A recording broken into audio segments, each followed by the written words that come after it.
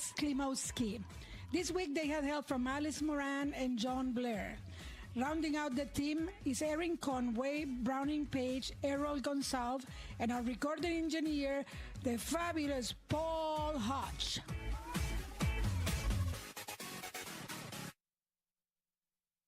This is CBC Radio 1, 990 AM, 89.3 FM in Winnipeg. Hi, I'm Matea Roach, and I'm hosting CBC's new literary show, Bookends. Every week, I'm going to talk to writers from Canada and from around the world about their work, the world, and our place in it. Our conversations will be unpredictable, insightful, and can lead anywhere. And I'm going to follow them wherever they take me, because when the book ends, the conversation begins. Bookends with Matea Roach, Sunday afternoon at 1:30 in Newfoundland, 3 Pacific, and on demand on CBC Listen. You know the feeling of finding a really good podcast? Or the feeling of someone always being there, like your favorite radio show? Stream CBC Podcasts, CBC Music, and CBC Radio anytime, anywhere. Download the CBC Listen app for free and fall in love at first listen. This is CBC News. Good afternoon. I'm Rosanna Hempel. At 12 o'clock is 23 in Winnipeg. Sunny today, a high of 30. It'll feel like 33. Peter Nygard has been sentenced to 11 years on 4 counts of sexual assault. The former fashion mogul also faces charges in Manitoba and Quebec.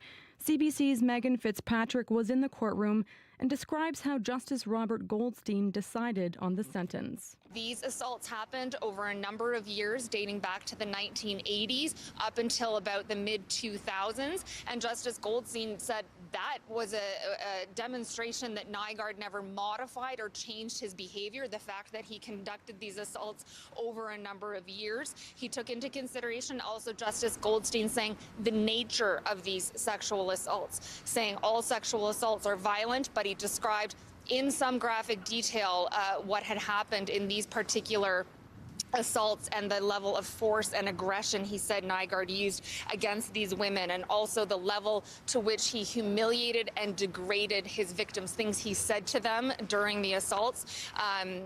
Justice Goldstein saying he took that into account as well. Also the age of one of the victims. She was 16 years old when Nygard sexually assaulted her. So Justice Goldstein taking that into consideration, and as part of his decision, he said Nygard treated that young woman as a toy for his benefit and that of his guests. That's CBC's Megan Fitzpatrick in Toronto. Nygard will be given credit for time already served, which means he can apply for parole in 27 months. Nygard's lawyer says Nygard plans to appeal both his conviction and his sentence. Jerry Wiebe would not get into the grounds of Nygard's appeal, but says he has 30 days to file. She says he still has a number of legal matters ahead of him. He has an appeal to file in the Ontario Court of Appeal. He's got ongoing first instance cases in the Manitoba Provincial Court as well as in Montreal, as I understand it, although I don't act for him on that matter. And so he's just going to continue to defend himself where he can, appeal where he can, and continue to maintain his innocence in all of these matters. Nygard also faces charges in New York State. Pimicikamak Chief David Monius says lying in state is a great honour for Assembly of Manitoba Grand Chief Kathy Merrick. Merrick, who was 62, passed away suddenly on Friday. Monius was close friends with Merrick and says he's devastated, but he says he agreed right away when the province suggested she lie in state. Monius says it speaks volumes in terms of reconciliation. Kathy was about unity, about bringing people together and stuff like that. And she was really passionate about trying to make sure that there's some good working relationship with the province as well. Not just to fight for the issues and fight them on those issues, but also to bring them forward as partners, as treaty partners. You know, it's just that's what she was all about. Elijah Harper was the only other Manitoban to lie in state when he passed in 2013. Winnipeg's heating up again, and the city wants to help you stay cool and hydrated. The city is opening some cooling centers for this week's high heat. Those centers are in leisure centers and city libraries, as well as some community centers. 8 hydration stations have also been opened at various locations in Winnipeg, including the Bell Tower on Selkirk, the Broadway Neighborhood Centre, and the corner of Princess and Henry near Siloam Mission. You can find a complete list on the city's website. Now to some international news. Kate, the Princess of Wales, says she's completed her chemotherapy treatment. She made the announcement in a video featuring her children and Prince William. Doing what I can to stay cancer-free is now my focus. Although I have finished chemotherapy, my path to healing and full recovery is long. And I must continue to take each Kate says the last 9 months have been very tough for her entire family. She also says she'll return to some public duties in the coming months.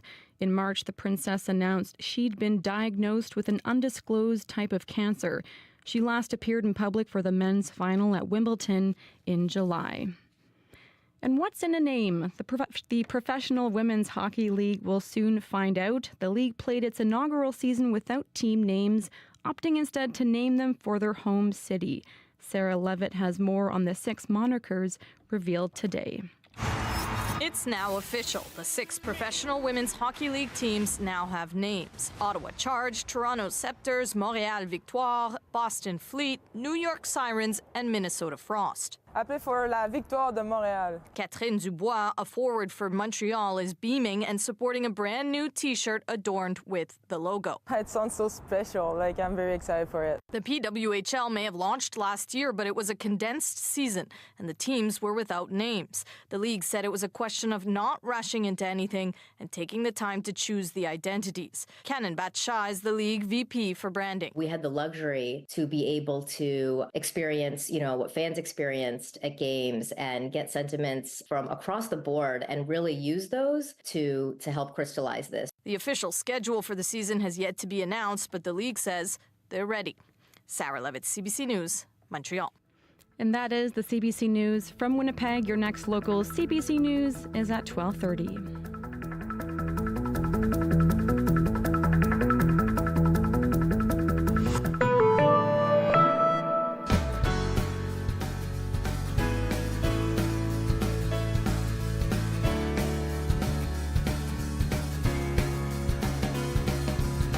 Well, good afternoon, Manitoba, and hello, Winnipeg. I'm Marcy Marcusa. Great to be with you over the noon hour. You're stuck with me all week long.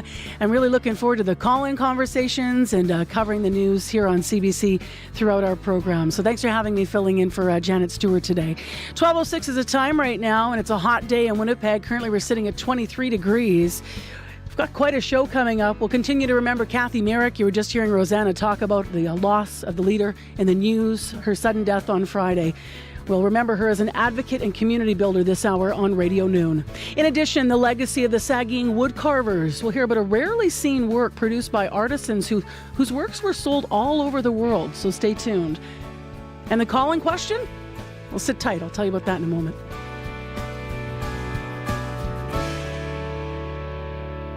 Are you ready for a new Prime Minister? Or not? Today on the call-in between 12:30 and 1, we want to know your thoughts on the possibility of a fall election now that the NDP has, last week, they quashed that deal they had with the Liberals to prop up the minority government. You can always call us now. I always like to tell you early in the show, because if you can't be there live between 12:30 and 1, you can leave us a message at 788-3797, 788-3797 to leave a message. How are you feeling about the possibility of a fall election? Would you welcome one now? Why? Or why not? So we'll look forward to having that conversation. But we do continue our conversation right now that the whole province really has been having since the shock of Friday and the loss and sudden death of Kathy Merrick. Some Manitoba First Nations leaders say that the late Grand Chief's death of the Assembly of Manitoba Chiefs, Kathy Merrick, was not only a shock, but was a huge loss. She was a role model. She was an inspiration to many people, including many Indigenous women specifically. Sophia Smoke is the daughter of Dakota Plains Wahpeton Cree Nation hereditary chief Donnie Smoke. CBC News spoke with her about the impact that Kathy Merrick had on her and on her community. I have to say, one thing that I think we can all learn from her is that she was always present. She was at every event. She was there to support us in everything that our little community did. She always had a smiling face. She was always happy to be there for the people. And I think that's something that I think we can forget about, the impact of just being there for communities and for the people. We can get wrapped up in the work and the papers and the politics and all the legal stuff. But one of the most important things is just for you to be there. And she was such a star at that, to eat with your leaders, to laugh with your leaders, to enjoy each other's company is something that she excelled at. And I'm forever grateful that that is who is in power for us, is someone who was real and who was like family and was really one of us. I felt as though she was representing us correctly. She never let herself be so far removed from the issue that it stopped her from feeling and it stopped her from being passionate about these issues. She was never far enough away that it didn't affect her. And she was never far away from us that we didn't feel like she was going to go to bat for us. I always felt as though, especially as a young Indigenous woman in Canada, and especially as a young Dakota person, I've always felt unrepresented and unprotected in the world of politics. I felt it's easy to feel as though no one's looking out for you, but I always felt that she could see us and she could hear us, and that she wasn't gonna let our stories go untold, and she wasn't gonna let us be silenced. I do have to say that there was no one in such a position before her. She was always a familiar name and a familiar face, and always someone I was told to look out for. Follow her story. Just look at what she's doing. And I don't think there's ever been someone like her before, really. And I think she's inspired many women we are seeing them today. But I think she was kind of the trailblazer for Indigenous female leadership in the modern century. Many people believe that leadership was strictly a male role for the Indigenous people, but it was quite the opposite. Women played an integral role in leadership and communities, and it is so beautiful to see that reflected and represented and revived today in modern society. And I think she played a very, very integral role in reviving it and showing young Indigenous people and Indigenous women that they can do it too. I think to honor her legacy would be to support young Indigenous women, to support Indigenous women in all of their goals and endeavors, and to just raise them up, because we've seen the beautiful things that our grandmothers and our mothers and our aunties and women like Cassie can do. And we should support women in that, because it'll benefit all of us. That is her legacy, is to bring up Indigenous women and to support them, because when Indigenous women are in leadership, beautiful things can happen for our communities. How beautiful was that sentiment, remembering Kathy Merrick today. That was Sophia Smoke, the daughter of Dakota Plains Wahpeton Cree Nation Hereditary Chief Donnie Smoke, speaking with CBC News. Now, CBC also spoke with former Chanupakwokpa Dakota Nation Chief Lola Thunderchild. Being a woman leader has always been very difficult. And when I sat on the Women's Council, we leaned on each other. The women on that council leaned on each other for support and for guidance. And, to balance that with our roles within our communities and then within our families. And she did all of that with such grace. But like I said, it's a tough role as a female leader. I've watched her in many events get emotional. She put her heart into everything. Her heart was always out there, standing up for the people. She was the people's leader. She did it with such grace and compassion and thoughtfulness. She carried her spirituality. Our lives, every moment is precious, and she knew that. So that was the former Chanupeg-Wakwa Dakota Chief, Nation Chief Lola Thunderchild. And before that, as mentioned, we heard from Sophia Smoke, the daughter of Dakota Plains Wahpeton National Hereditary Chief Donnie Smoke. Everyone remembering Kathy Merrick today, and specifically a lot of women leaders inspired by Kathy Merrick. I want to read just a couple brief comments that have been coming into our Facebook pages here at CBC and mine, which during the show this morning was acting as a show page, of course. People writing in, so sad and unexpected, quite a loss. Condolences to the family, the friends in the community of Kathy Merrick. And I love how Joyce Shaw wrote this. She came to do her mission. She did her job. She left her mark. May she rest in peace. Speaking of which, she will lie. Kathy Merrick stayed at Manitoba's legislature before her funeral in Pimicikamak Cree Nation. They're still making plans there, the community. As you can imagine, still quite shocked and working through it. We talked to the chief there this morning. Merrick died suddenly on Friday. She collapsed outside the Winnipeg Law Courts. She was 62 years old. The CBC News app delivers the answers you want to know and need to know. What an extraordinary scene. The breaking stories that shape your world. Reporting from the scene onto your screens. Dropping the 8 now. We are just approaching Gaza. Your source for mobile news. Delivered when you want, where you want. This situation has changed very quickly. The CBC News app. Download for free. Time right now is 12:15. You're listening to Radio Noon on CBC Radio 1, 89.3 FM, 990 AM, on the app and on YouTube as well over this lunch hour. I neglected to say hello to the folks who are all here making the show. Wendy Parker, directing the show, and producer. Good morning. See, I knew I'd say one good morning. Good afternoon. Abby Adeyemi, who does work with me in the morning, also here over the lunch hour, and so is Kevin Nipatebo. Hi, Kevin. Kevin is behind our YouTube controls this afternoon. The weather today, wow, what a steamer. Last week it was that classic back-to-school weather. Pull out your boots and your sweaters.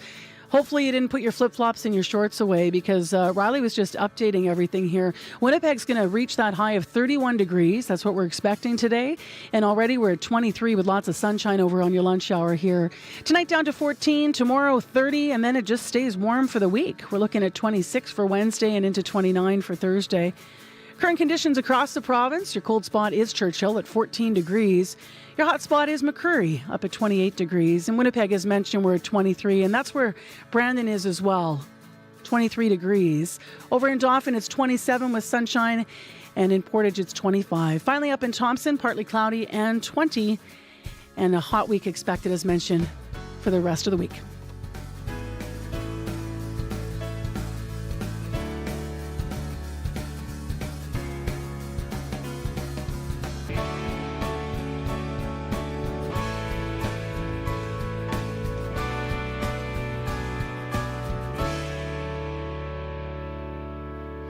$12:16 is the time right now in your lunch hour. I'm Marcy Marcusa filling in for Janet Stewart today. Well, up next on the noon show, the Winnipeg River Heritage Museum summer exhibition has been very popular. It's called Carving Resilience, the Legacy of the Saugeen Wood Carvers. Now, these are rarely seen carvings by 9 of the original 12 in the group, and 9, rather, of the original 12 in the group are on display right now. The works were produced by local Indigenous artists out of the Saugeen Furniture and Millwork, Inc. And now there's this intriguing name for an artist's studios. To tell us about the exhibition and the artist, we have Diane Dubé with us, joining us via Zoom. She's director of the Winnipeg River Heritage Museum in St. George, Manitoba. Good morning. Good afternoon. Oh, see, I did it twice in the span of 10 minutes, Diane. Hazards of my day job. Good afternoon to you, too. So tell me a little bit more about the story behind this exhibition. It sounds super intriguing. The exhibit, the idea was born with one of the carvings that we had on loan of the 3 chiefs, and the artist had a grandson visit the museum who had never seen his grandfather's carvings and was totally amazed and asked us if he could go and pick up his grandfather, which he did. And that led us to meet Wilfred Swampy, who was able to tell us quite a bit about the artists and where some of the carvings could be and to whom they had been sold over the years, because there were hundreds of carvings that were made throughout that carving program, which started in 1979. So our quest began then to find out who had them and if they were willing to loan them to us. And we do have 21 on loan to us, and they are exquisite. And most people walk in and their first reaction is, oh, wow, because they're not expecting to see this art form that's never been seen before. It's pretty spectacular. I can attest to that because the people that are listening right now are going to need a description in a moment. But if you're watching us on YouTube this afternoon, Kevin's just putting the pictures of the carvings up. These are detailed, intricate pieces of art. Can you describe maybe one or two of them for us and what they look like visually? What we do have on exhibit is an unfinished carving by Wilfred, and it shows the basswood before Lillian Fontaine, who had been trained to apply a special finish to them. One in particular that people really are drawn to is called Shooting the Rapids on the Winnipeg River, and you stand there and you can actually feel the movement of the water. It's that moving. There are several on loan to us from the Manitoba Museum, actually 4 in total, and they're all very exquisite. The detail in them, and they are 3-dimensional and they're sculptural. And if we compare them to some of the very first carvings that were produced in 1979 to 1984-85, where some of them we were able to acquire, there's this significant difference in that they started mainly in a bas relief and then slowly started doing the 3-dimensional carvings. So to imagine that for listeners, I mean, when we're seeing the canoe and the bulrushes in front of it, it's, as you said, sort of layered and raised levels of wood. You can actually see the different coloration in the wood depending on how deep the artist has carved the images. And if you ran your hand over it and you couldn't see it, you could feel what's been carved out. Are they all in the same types of wood, and how large are they? What's the span of what you have? Some are 2 feet by 4 feet, and they're big. We have one that's actually probably 3 by 5, which is the largest, and they ranged from 20 inches wide to possibly 24. Mm-hmm. So they're all different sizes. How did you get a hold of them? You said you have 21 of them. Did you go through social media to try to reconnect with the artists, or what was that? What was that like? My assistant, Destiny Seymour, became quite the sleuth, the detective, and we just started Googling, but she also did a fair amount of research on some of the newspaper articles that had been published by some of our local newspapers, also the Winnipeg Free Press, which had a lot of detail about different exhibits that had been held throughout Manitoba. And once we had a photo of the carvings, although some of them were not really that clear, we were still able to trace them back to the particular artists. And once we contacted the owners, many of them were able to give us the information we needed because the artist had signed the back, or there was information on the year it was made, if there was a name, and they initially started signing them with their names, like Wilfred Swampy, for instance, and Larry Kershane, who were Spotted Wolf and Running Wolf. So we also were able to track them down using their spirit names as well. How far afield did they get? Like, I'm wondering if there's a repatriation angle here. Like, you're trying to have them back for the exhibit, but is it important, do you feel, to have them back, where they were made? I think that present chief and council are looking at acquiring some of the carvings because some of them are individually owned. We borrowed from institutions and they have their repatriation policies. The largest piece is actually housed at the Canadian Canoe Museum. It's an 18-foot canoe that was carved by 8 of the 12 carvers. There are 8 panels on each side of the cedar canoe, plus the carvings are, the paddles were carved. And we do have a photo that the Canadian Canoe Museum was able to forward to us. And they also have their own policies, which Chief and Council will have to work through. The museum itself that you're part of, the Winnipeg River Heritage Museum, you have another show coming up. Is it around bark biting or birch bark biting? It is. The artist is Pat Brudner. She actually had a show at the Urban Shaman Gallery, which we were able to attend and meet with her. And she has applied for funding through the Canada Council for the Arts. And so we're very fortunate in that we'll be able to host part of the exhibit.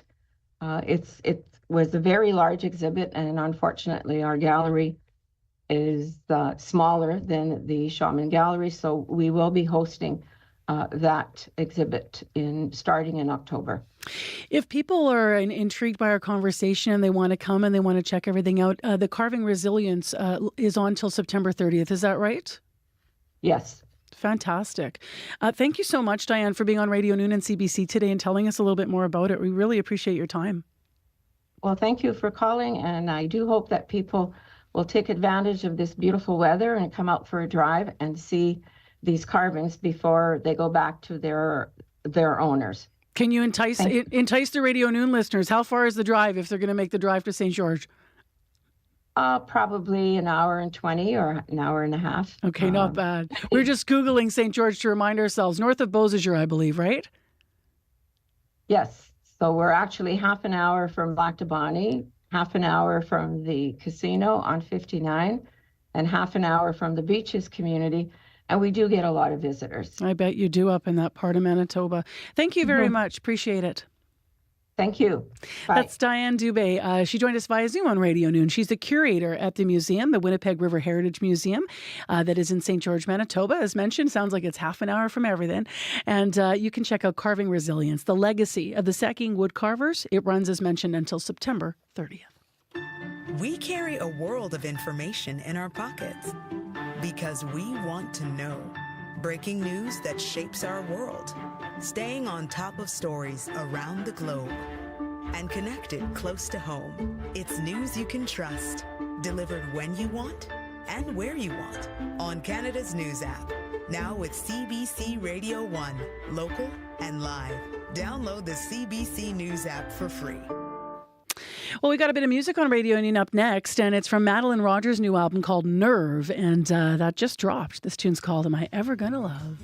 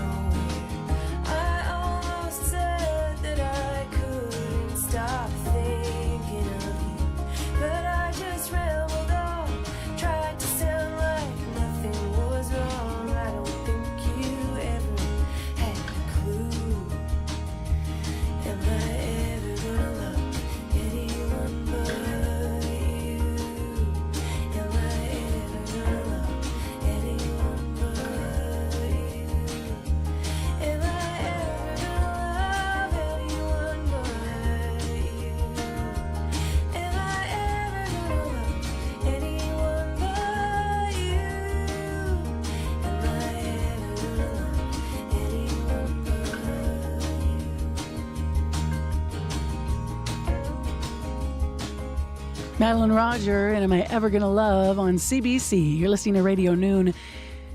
Sunny out there, going to be really, really hot. I'm Marcy Marcusa, filling in for Janet Stewart this afternoon, and still ahead, the call-in conversation. Get ready to call and talk politics, everyone. You can text us as well. I'm just going to throw those lines out now. 204, this is the texting, 588-7355. The live line, 204-780-0893. Do you want to go to the polls? Now that the NDP and Liberal agreement deal is dead, how do you feel about the possibility of a fall election?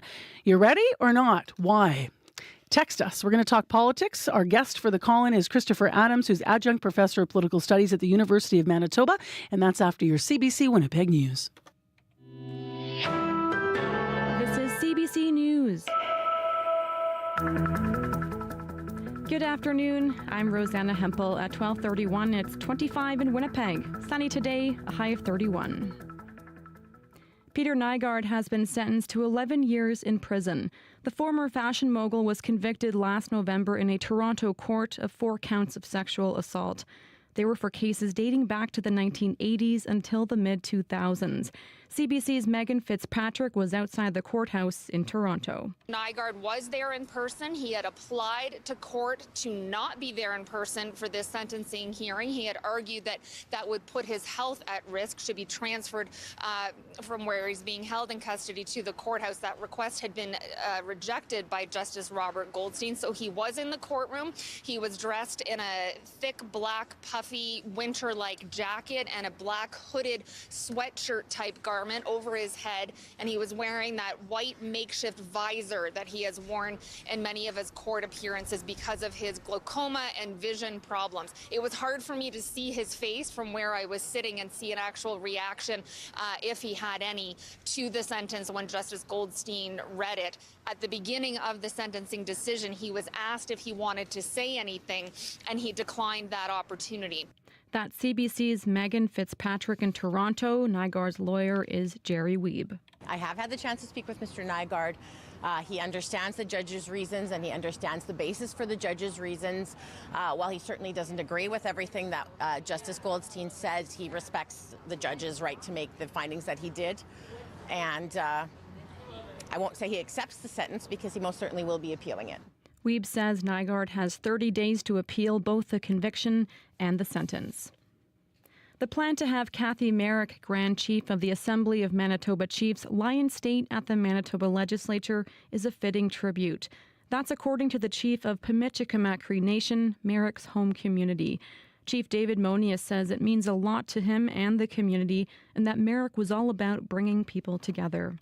I agreed right away. He said, I'm going to talk to the family, spoke to the thoughts of the husband, and he said that would be a great honor to do that. It was something that we look forward to, and I thought it's a good tribute by Manitoba, and it speaks volumes in terms of reconciliation. Monius says funeral arrangements are being worked out for services in both Winnipeg and Pimichikamak, but dates have not been set. That is the CBC News from Winnipeg. Your next local CBC News is at 1:30. All right. Thanks, Rosanna. You're welcome.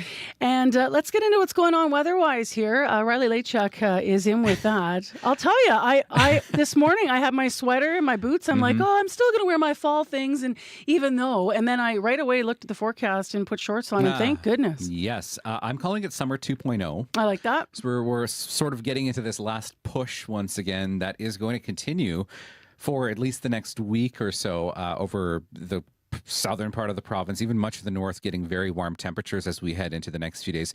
Temperatures now close to 30 in some parts of the province already. Dauphin's at 29, Morden Winkler 28 right now. In Winnipeg, 26 degrees at the moment. Thompson 21. Normal daytime highs for this time of the year, now 19 degrees in Winnipeg, a touch cooler into parts of northern Manitoba. So some of these temperatures are good, 10 degrees above seasonal for this time of the year, and this prolonged heat continues. Mostly sunny skies across the province, a bit of high fair weather cloud just kind of skirting through parts of the province this hour. Otherwise, not a lot to talk about, and that is the trend that we continue as we get through the next few days. So through the rest of the day, mainly sunny skies. That sunshine continues as we get into Tuesday. Again, a little bit of passing cloud is what I'm calling it. So mostly sunny skies to start Tuesday, and that continues as we get through into Wednesday. I do want to make note, though, that we could see some thunderstorm activity especially through the later part of the afternoon tomorrow. We're looking at temperatures very similar to what we're seeing today, and add in a little bit of humidity into that mix tomorrow. Good chance we could see through the early part of the day, not so much of a risk of thunderstorms, but as we get into the later part of the day, late afternoon, early evening, the best risk for thunderstorms, Trans-Canada Corridor south through the Red River Valley, Portage-La Prairie, toward Winnipeg and south. So draw a line kind of in that south central part of the province, sort of the Pembina Valley, Red River Valley, looking at a good risk of thunderstorms through the afternoon tomorrow. So keep that in mind. That risk does lessen as we get through the rest of the week. Temperatures today looking at highs of 33, 32 degrees through the Westman region, 31 in Winnipeg this afternoon, 28s and 29s through the Interlake, 26 mainly sunny in Thompson today, and that warmth continues. I've got Winnipeg at 30 for Tuesday. Could be a bit hazy through the afternoon as well. 26 for Wednesday, 29 for Thursday, and 30 degrees on the way for Friday. Wow. Yeah. Right? If you took your holidays late, you're really happy right exactly. now. You're hitting the beach and you're laughing at everybody who's in the office. Exactly. All right, Riley, thank you. You're welcome. 12:36 of the time right now. I'm Marcy Marcusa. You're listening to Radio Noon here on CBC 89.3 FM, 990 AM on the app or on YouTube. So it's time for our call-in conversation. Our question in this half hour, call us live, is how do you feel about a possible fall election? Here are the numbers once again. And if you've already got an opinion, call now. 204-780-0893. Or you can text us at 204-588-7355. So what prompted this conversation about a possible federal fall election? Well, it was prompted by the supply and confidence agreement between the NDP and the Liberals ending. That happened last week. And while the deal was in place, it ensured the survival of the Liberal minority government at the federal level. But NDP leader Jagmeet Singh tore it up last week. So could we be going to the polls? Well, that made it possible. Our guest this half hour to help us through the conversation, if you give us a call on the line, is Christopher Adams, who joins us via Zoom. Christopher is an adjunct professor of political studies, University of Manitoba, and author of Politics in Manitoba. Good afternoon. Hi, Marcy. It's nice to be with you, and it's a change from the usual 7:15 in the morning interviews with you. I know. So I feel a little bit brighter right now than early morning. Okay, well, you'll get no judgment from me because I think you're fabulous at all times of day. What did you think when Jagmeet Singh tore this up? Well, I wasn't surprised. You know, he's getting pressure from within his caucus. This agreement really hitched the party to the wagon of the Liberals. The Liberals are really sagging badly, as you know, Marcy. They're at around 25%, most of the polls are saying. The Conservatives are at 42%, so that's a huge gap. And the NDP are under 20%. But to hitch their wagon to Justin Trudeau and the Liberals right now is very precarious. The other thing, too, is that, remember, the NDP is a Labour party, is very connected to organized labor. And the Trudeau's Liberals had gone to binding arbitration to settle the rail strike. It wasn't a strike, it was a lockout. But organized unions did not want to see binding arbitration. They wanted to be able to go to strike if need be, or to have negotiations. And so the NDP was facing pressures from within their members as well as within their caucus to see whether they should be continuing with this agreement. So it shouldn't have been a surprise to most people that this had happened. So I just want to call up the numbers again if people want to join the political conversation. It's 204-780-0893, 780-0893, and you can text us 588-7355. We do have some Facebook comments that have come in on this, so let's chew on this one. Randy Bolt wrote in to CBC Christopher, and he said, yes, very much. It's time to go to the polls. Randy writes, we need a more fiscally responsible government with better ideas on immigration and housing. We need a government that attracts investment, not pushes it away. Our standard of living has fallen by at least 10% in the last 9 years. And I don't know, I can't verify where he's pulling that stat from, but he writes, housing prices have more than doubled. And in many places, that's factually correct. More of the same is not the answer. Are we in a moment federally in this country, do you think, that we could be in a moment of change? Or is this more about people not liking Justin Trudeau and basing it on, leadership change, or is it party change? Well, it could be both. I would say that canceling this agreement, that doesn't necessarily mean we go to the polls, right? So this is a minority government. We've had many minority governments that have operated as minorities, and it's just motion by motion. Then they do some sort of agreement with the different parties. We could have the Bloc Québécois supporting the Liberals on different motions and the NDP on the occasional motion as well. So it doesn't necessarily mean that we go to the polls. That this could last for another year of this minority government. Line 2 here, we've got Brenda on the line who's ready to go. Hi, Brenda. There she is. Hi, Brenda. You Hello? with it? Hi, Brenda. Where are you calling from? I'm calling from Winnipeg. Okay, so are you willing to share with us how you vote? You don't have to. I voted just about every which way. Okay. I tend to vote. I voted for Wabigoonoo in Manitoba. Got it. I voted Liberal in the last 2 elections. But I have voted Conservative and NDP and the whole spectrum. I love voters like you because that means that they have to win your vote, right? That really means That's true. So That's as a true. Manitoban, what do you care about? And if there were an election that was prompted and called, would you be ready to go to the polls right now? I would be ready. I always vote, but I don't want to see an election until next year. Why? Well, I think there's a lot of things in play here. The main thing is I think that Pierre Poilievre has sold Canadians a bill of goods that is, number one, not honest. And I just see way too much propaganda flying around and very little fact. And I find that very disturbing. And I think that the Liberal government needs another year for the bloom to come off the rose with Poilievre. I think given some time and the way the election goes in the United States might have a big impact on that. Stay on the line and hold that thought because this is a call-in conversation, so let's have a conversation. What do you think of that, Christopher? What do you think? I kind of was going to ask this anyway, so Brenda did it for me. What do you think of the idea that some people here might actually be thinking about the United States and the positioning of the different parties, and does that relate to what we're seeing with the Conservatives and the Liberals? Is it a fair comparison? Well, over the past many decades, Canadians have had a strong affinity to the Democratic Party. When a number of polls are done every U.S. election, companies like Leger have asked Canadians, who would you vote for if you're in the United States? So there is an affinity to the Democratic Party, and probably even more so with kind of like the bump in polls for Kamala Harris that we're seeing in the United States. There's kind of an excitement over that. So I would say that there will be some sort of emotional impact on Canadians, but I don't think it would affect their vote. If we went to an election, I don't think it would affect their vote. And we're seeing this in the polls right now. Pierre Poilievre is at about 42% in the national polls, Trudeau at 25%, the NDP at under 20%. So this surge of support for Kamala Harris that people north of the border or south of the border may be feeling, that's not showing up in the national polls. But the other thing, Marcy, I want to comment on Brenda's comment about voting for different parties. In Manitoba, we often see people voting for the NDP.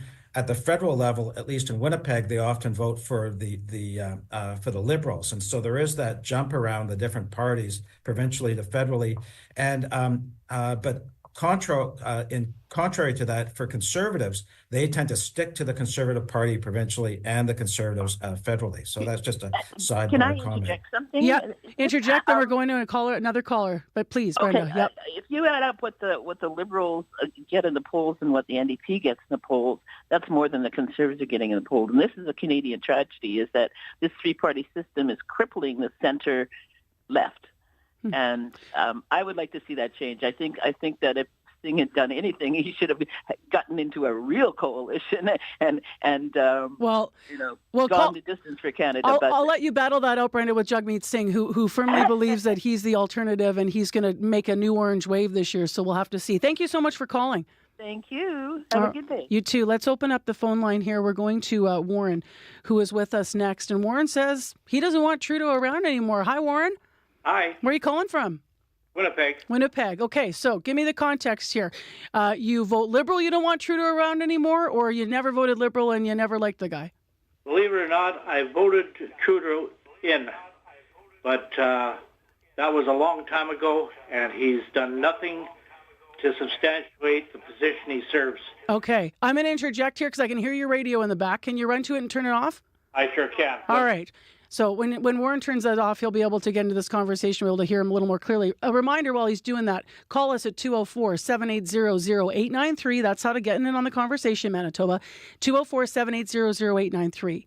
Or text 204-588-7355.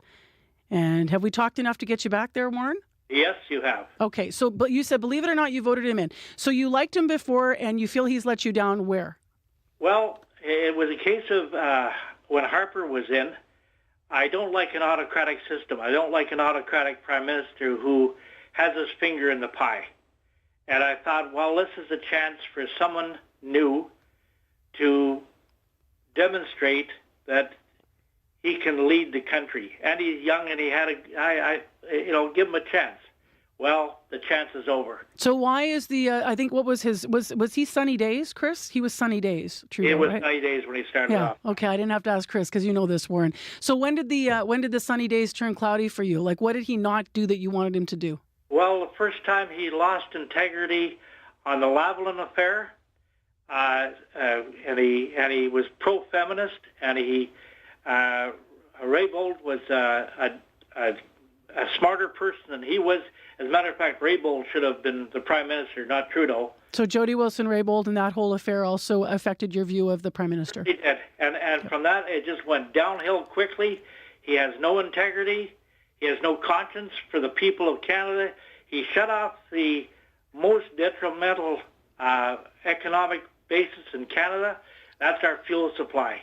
So who would you vote for if you did go to the polls tomorrow? Would you go to the Liberals if they had a different leader, or what are you thinking right now? Would you be going to another party? I would be going to another party, and that leads me in a kind of a quandary, because it's like the show Dumb and Dumber. Who's worse? I'm gonna let you get away with that. I would never get away with that, but but I'm gonna back it up too, because Kev Roberts wrote in. You'll like this, I think. Warren, another listener, wrote, "I once saw a bumper sticker. Politicians are like diapers. They both need changing, often for the same reason." So not happy with the performance either. I know we're being a little bit cheeky here, but in all seriousness, Chris, I mean, how worried do the Liberals have to be that if there were an election called, that they wouldn't have the support if they continue with Justin Trudeau as leader?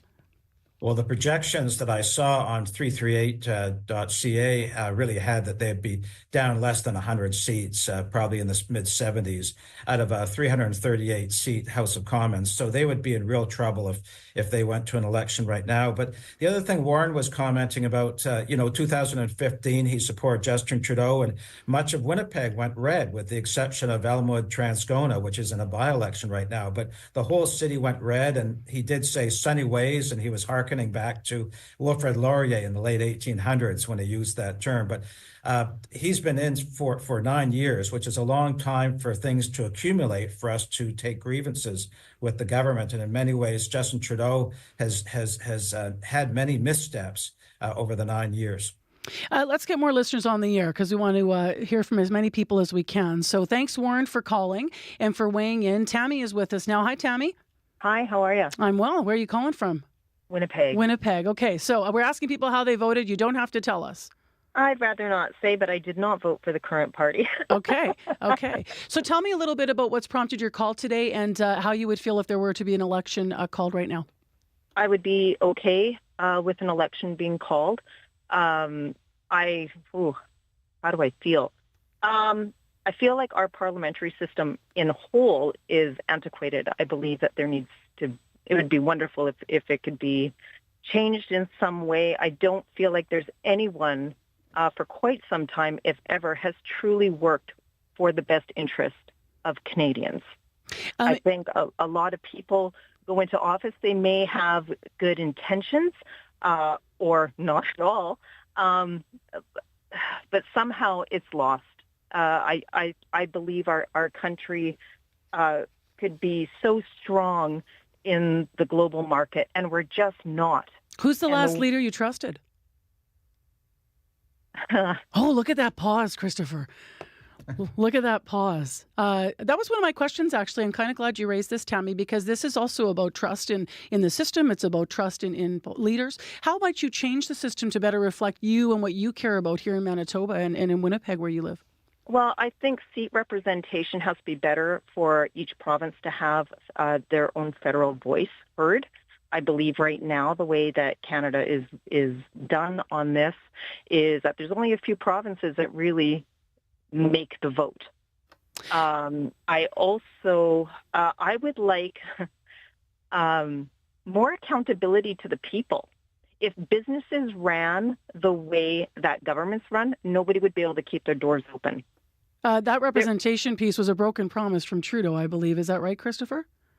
Electoral reform, you mean? Yeah. To change the first past. Yes, that was a promise. He said 2015 would be the last election running under those rules. And there are many people disappointed that reform was not put in place. What Tammy's raising here, though, if I may, Tammy, is I think that you're not unlike a lot of voters where people are just disengaged. How big of a worry is that? And which party has to be most worried about that if there were an election called? Or even next year when we're guaranteed to have a federal election called?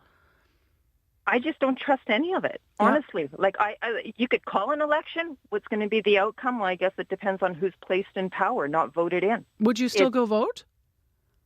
I would. Yeah. I would go vote because there's still a part of me that really wants to believe that we have a say. I just don't think we do.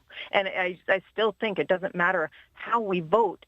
No one is going to work for Canadians. Thank you for calling.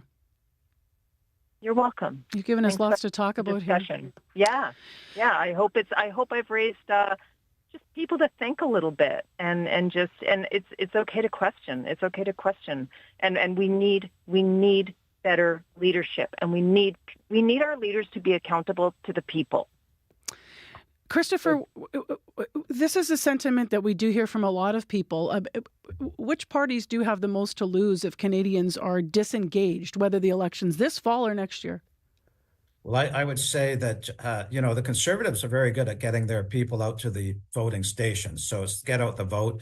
They're very good for identifying voters and where they might be voting and then getting them to the voting booth. So the Conservatives usually benefit by low turnouts. And also, Marcy, because the people who vote Conservative tend to skew to the older age categories and homeowners, so they tend to have a stronger affinity to what the Conservatives are talking about compared to the NDP or the Liberals.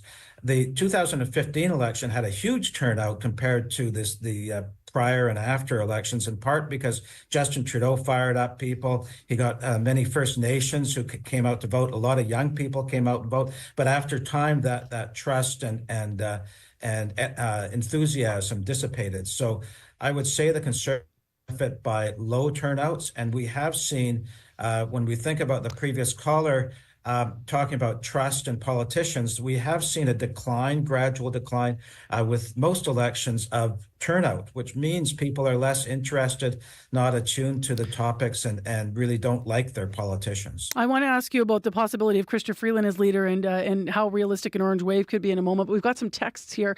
Reminder, we still have time for calls. It's 7 minutes to 1 o'clock here on Radio Noon. So call us if you're yelling at your radio. Come talk to us. 204-780-0893 if you want to weigh in. 204. How do you feel about a possible fall election, and what are your thoughts on politics federally right now overall? So give us a call. Here's a text, Chris. Someone said, if Trudeau were kicked out in an election, do I lose my dental? And signed the downtown kid. That question's coming, of course, because the agreement that they had with the NDP had that, agreement that would dental coverage would come through. That bill's already passed, though, right? So that is not something that can be changed. Well, there are things. I mean, Parliament's supreme. So if you have the vote in Parliament, you can remove things. And but the more you have a major program in place, the harder it is to remove. For instance, public insurance in Manitoba was highly contentious when Ed Schreier brought it in. The Conservatives were very much against it, but they didn't dismantle it when they came in the mid-'70s and into power. The same thing with public health care. Federally brought in by Lester Pearson. It wasn't dismantled when the government changed years later. So the more things are put into place, I would say pharmacare would be really in doubt. Any new, the NDPs, that they got the Liberals to bring in a pharmacare program, that would be greatly in jeopardy, I would say. Another call here, and a reminder, we'll probably have time for one more call if you call quick. So it's 204-780-0893. That's the live line. We have Paula on the line. Hi, Paula. Hi. You calling from Winnipeg, or are you somewhere elsewhere in the province? I'm in Winnipeg. Thanks for calling. So tell me what prompted you to call in. I understand that you have a position on how you feel about Pierre Poilievre, the leader of the Conservatives. Yeah, I think of the three major political leaders nationally. I think Trudeau's the only one that can actually do the job. Now, whether he's doing it good or bad, like Pierre Poilievre lies through his teeth. He's very divisive. He is dividing the country. A federal leader has to bring people together. Pierre Poilievre isn't doing that.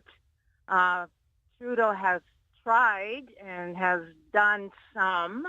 And Jagmeet Singh is starting to sound a lot like Poilievre. We need a federal leader that can bring the country together, not just keep themselves, not just be in it for themselves. Well, we'll leave it there. We're going to get one more voice on the air here, and then we're going to chew a little bit to the end of the show on what you've brought forward here, questioning the leaders and who is ready to lead. Thank you so much, Paula. Thank you. So I can't fact check everything on Pierre Poilievre. I just want to say here, obviously, about whether what he has lied about or not lied about. But obviously, there's been a couple people that have called us here, Chris, and talk about having trust issues. How do you think that he is leading this party? He's got overwhelming support right now in the polls. But is this he's leading a different Conservative party than maybe some Canadians who maybe back in the day voted Conservative would view? Where is he now, would you say, in terms of how would you describe Pierre Poilievre's Conservative Party? Well, he's moved away from some of his outrageous statements when he was running for leader. For instance, this business about cryptocurrency, things like that, and removing the Bank of Canada, the governor, those sorts of things he seems to have retreated from. And so but that's quite common when you run for the leadership of a party. You play to your members. And then when you run to win an election, you play more to the center. He has moved a little more to the center, but not as much as many people would like to see. But he certainly is not a red Tory or someone like Brian Mulroney, or in Manitoba, a Duff Roblin or a Gary Filmon. But he certainly has moved towards even more of a neoconservative position compared to Aaron O'Toole, who was his predecessor as the leader. Do you have a sense that you talked about some of the more outrageous, I think, as you put it, that was your language, statements he might have made earlier on, but before he's made this move more to the center. Is that your sensibility maybe around why people are calling him with trust issues, like remembering what he said before and feeling like he's divisive or extreme perhaps? I would say it's his style. Like, he's a very strong, biting debater. And we saw that during the WE scandal when Justin was facing the WE scandal.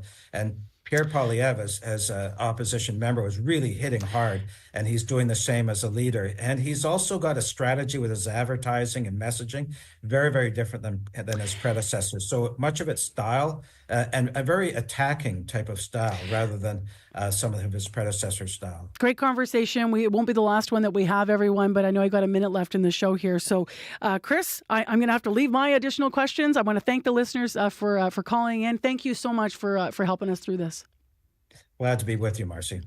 That has been Christopher Adams on Zoom, adjunct professor of political studies, University of Manitoba, author of Politics in Manitoba. That wraps our call-in conversation. Remember, though, you can reach us anytime at CBC. Leave us a message, 788-3797, if you didn't get in on today's conversation.